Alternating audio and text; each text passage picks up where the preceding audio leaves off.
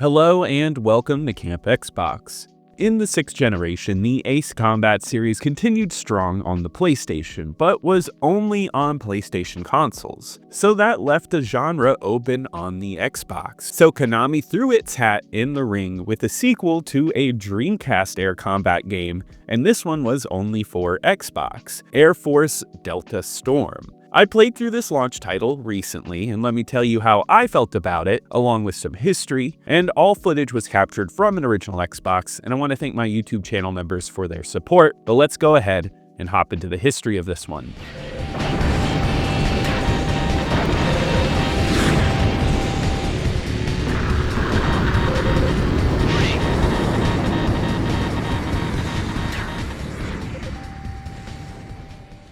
In 1999, developer and publisher Konami released AirForce Delta for the Sega Dreamcast. It was a launch title for the console in North America.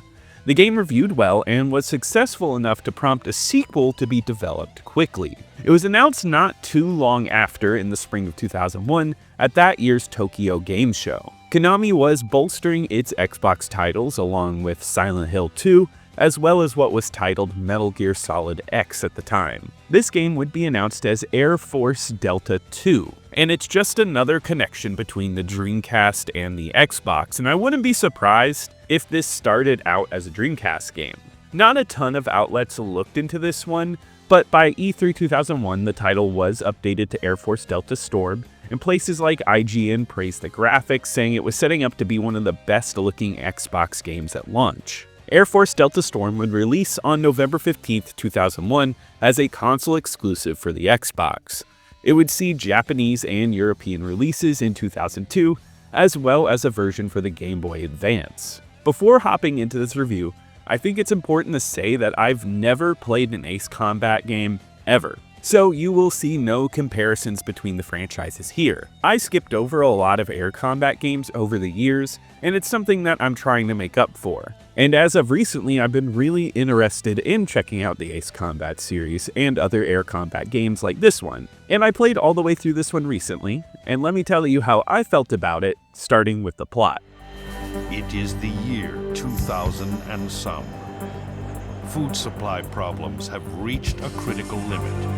The world is divided into two halves, those who can eat and those who cannot. Advances in genetics mean that AirForce Delta Storm takes place in a dystopian world with an undefined year, all told in an opening text crawl. All diseases have been cured, but with a larger population, you get food shortages. And the game says that the world is split between two different classes, the ones who can eat and those who can't.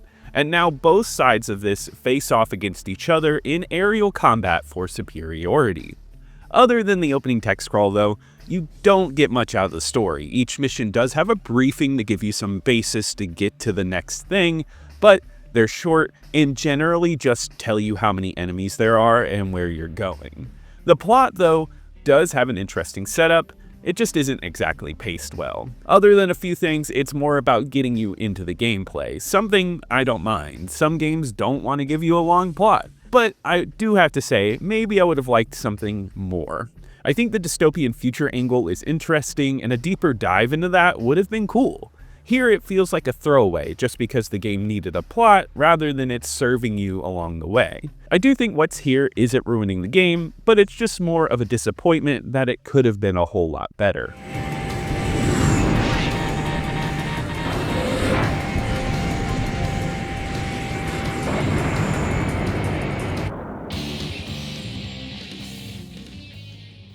In AirForce Delta Storm, you get a giant overworld set up like spaces on a board game. In the blank spaces, you get combat encounters almost like an RPG. You go from your base and you're tasked with going to a certain area of a map, and you move along, completing mission after mission. This setup is something that I quite enjoyed. It steps it away from being linear, allowing you to scour the world and move around as you wish. I even like that this game has combat encounters, allowing you to gain money, which is like your XP. You can use this to buy multiple different classes of planes, which will help you tackle things in different ways, like being able to move really fast in a mission with a hard timer, or having stronger weapons for missions with stronger enemies. It's like this RPG hybrid layout that is neat. I also like that there are a lot of secrets on these boards. You can unlock new bases and missions as you explore, allowing you to do new things. It's a game loaded with a ton of things to do, and I'll be honest, it does feature a lot of repeat ideas, but luckily the game is fast and fun enough to make it entertaining the whole time. First off, the game gives you multiple control schemes, and you want to hop off novice controls as soon as possible.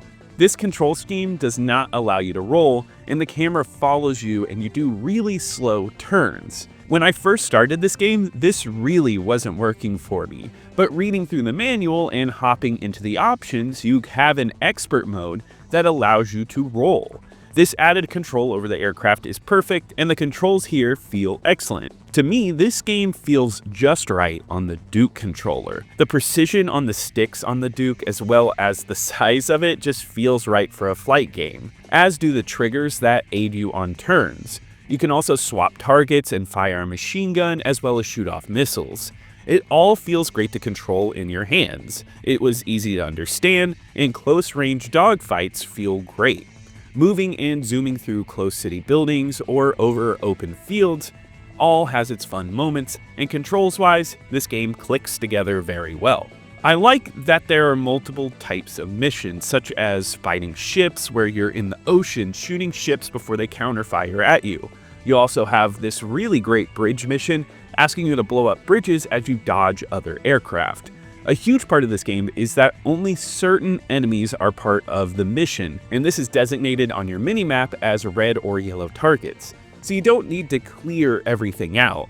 It allows you to either kill more enemies for money or try to clear out missions as quickly as possible. This is a nice trade-off, especially in the early game when the less expensive planes don't allow you as much free time or health to keep going through a mission. It's a streamlined mix of doing this over and over, choosing a mission, moving there on the map, and repeating. Yet the controls and gameplay are fluid and fun. The AI is challenging but never frustrating. It allows the dogfight controls to shine and the gameplay to work. To me, I feel like this was a fun air combat experience from start to finish, and only needed a bit more variety and maybe a customization system for all the planes. The money only ever funnels into new planes, and I think there's a bit of a missed opportunity there. But looking at this for what it is versus what it isn't, I can't deny that I had a great time with the gameplay.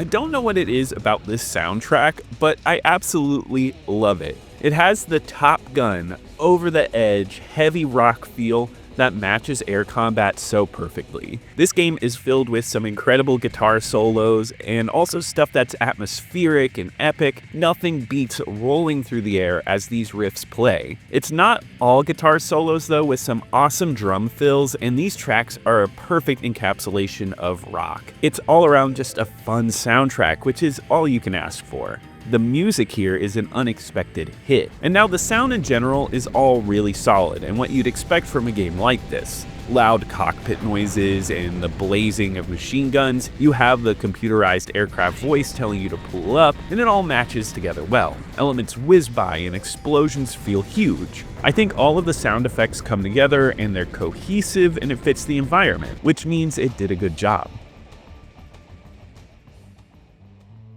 For 2001 at launch, this game stands out as one of the best looking games of the bunch. At 480p, this game looks extremely crisp on the console, and this is most evident in its environments. This game goes for a topography map style. The mountains and hills look like real maps pasted over it. It gives it an air simulator feeling and looks crisp on the Xbox.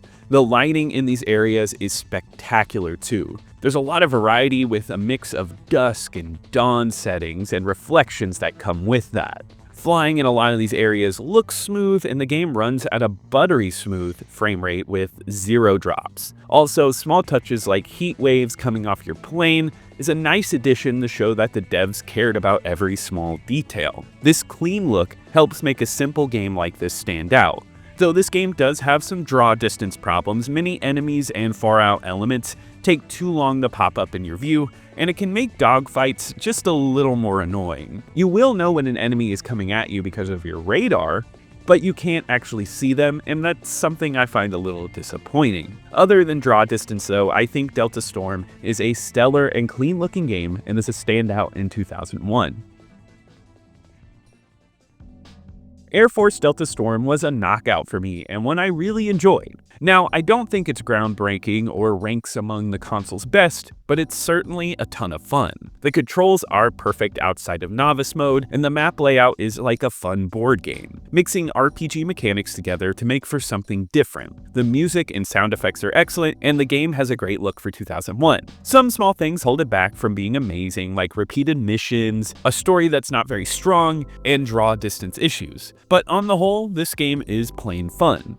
I had a good time with this game's combat, and I think it's well worth checking out. On my ranking list of every original Xbox game covered on the channel, this one enters in at 50 out of the 108 I've covered. I put it above Jedi Starfighter because I feel like the mission layout here is much more interesting, but Broken Sword goes above this because the plot has a longer lasting impact on me. AirForce Delta Storm came out to mixed reviews according to Metacritic, holding a score of 61. IGN gave it a 6.2, saying that the game had awesome planes, but everything else left a lot to be desired. GameSpot gave it a 6.8, saying that it lacked the gameplay polish that the Ace Combat games had.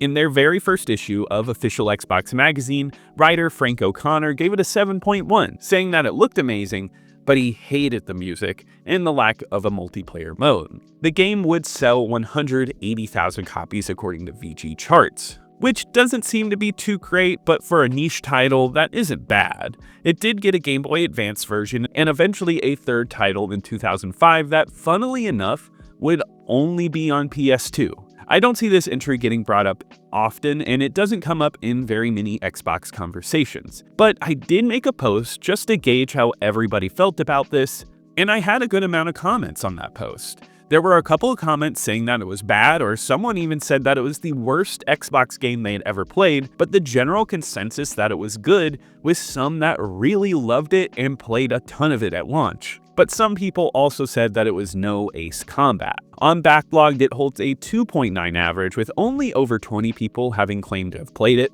There's only one good review, and that's it. This one seems pretty obscure, and it'll probably continue to be so, though it's one I recommend giving a shot if you enjoy air combat games. But that does wrap it up for today. If you enjoyed this video, please leave a like, it helps me out in the algorithm. Subscribe to keep up with more retro Xbox content, and be sure to check out my second channel, Camp Extras, for more retro content. And I want to give a huge shout out to my YouTube channel members. Thank you so much for your support, and I'll see you here next time at Camp Xbox.